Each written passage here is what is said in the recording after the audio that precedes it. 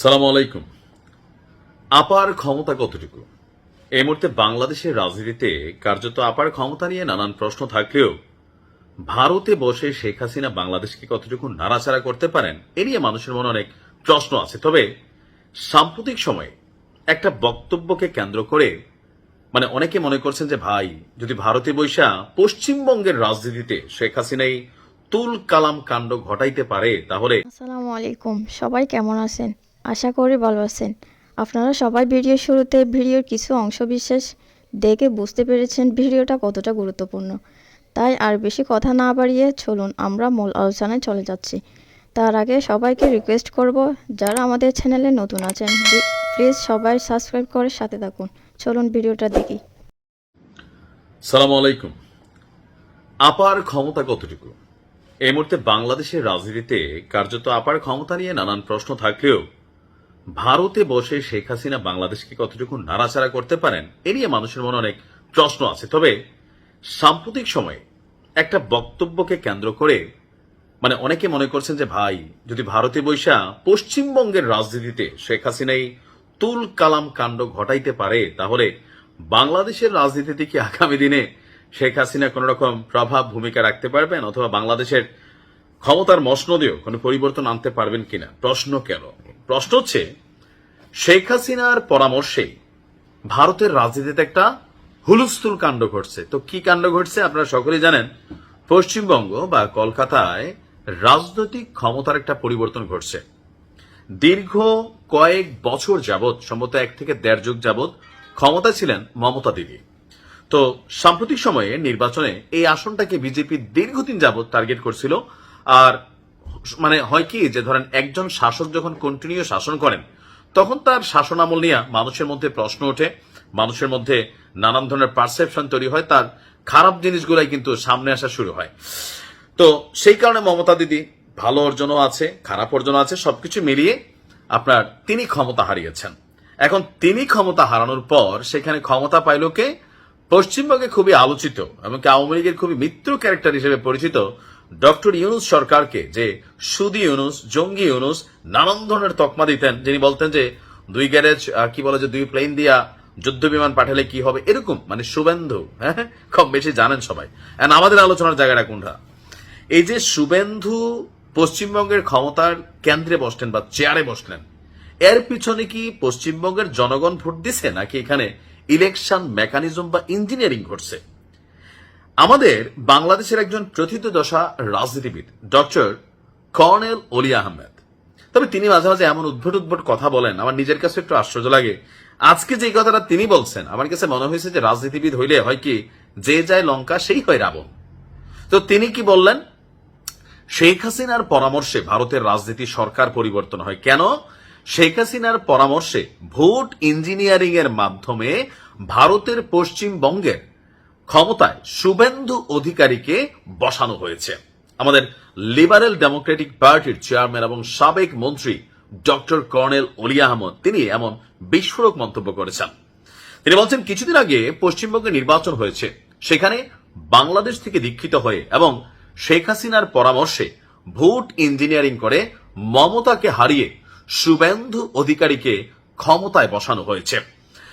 সেখানে জয়ের পর থেকেই সংখ্যালঘুদের উপর নির্যাতন চালানো হচ্ছে। পত্রপত্রিকায় দেখলাম মুসলমানদের এটা কিছু আছে, প্রত্যেক দেশে হয়, তবে আমরা এটাকে আপাতত ধর্মভিত্তিক উস্কানিতে আমি যাব না।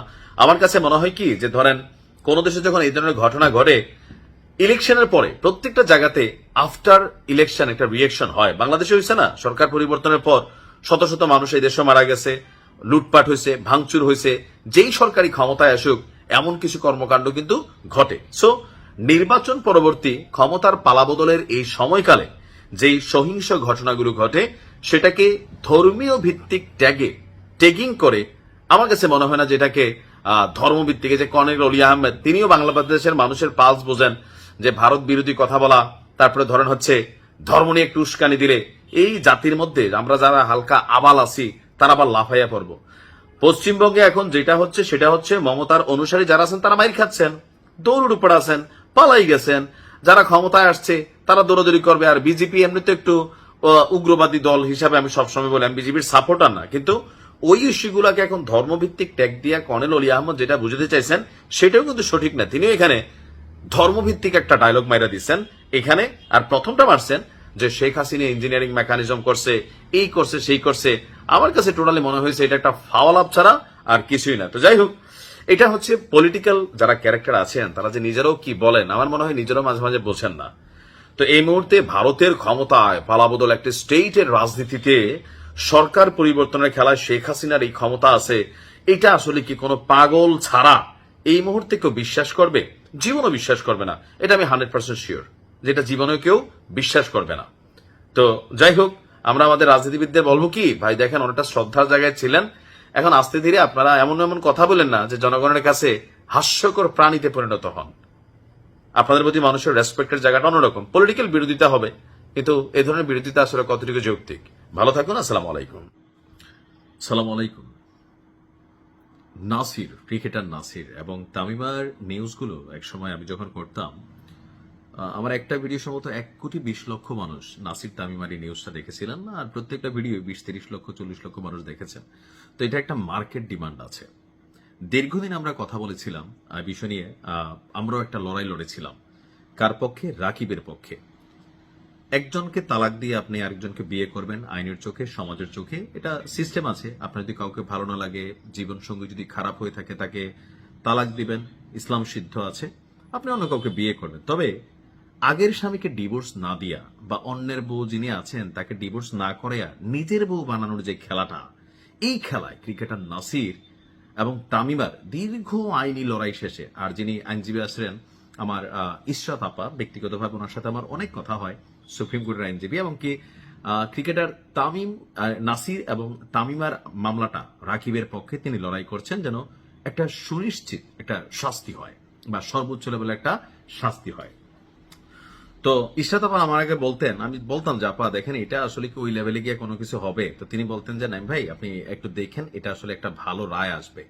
তো সেই দিনক্ষণ শেষে আইনিভাবে বিচ্ছেদের আগেই নতুন করে বিয়ে করার অভিযোগে ক্রিকেটার নাসির হোসেন এবং তার স্ত্রী তামিমা সুলতানার বিরুদ্ধে যে মামলা হয়েছিল, সেই মামলা যিনি আইনজীবী ইশরাত আপা, তার বক্তব্য হচ্ছে যে বাংলাদেশ আইনের দণ্ডবিধির 497 ধারা অনুযায়ী যদি কোনো ব্যক্তি অন্যের স্ত্রীর সঙ্গে সেই নারীর সম্মতি সাপেক্ষে সম্পর্ক স্থাপন করেন তবে তা হবে ব্যভিচার, এর শাস্তি সর্বোচ্চ 5 বছরের কারাদণ্ড।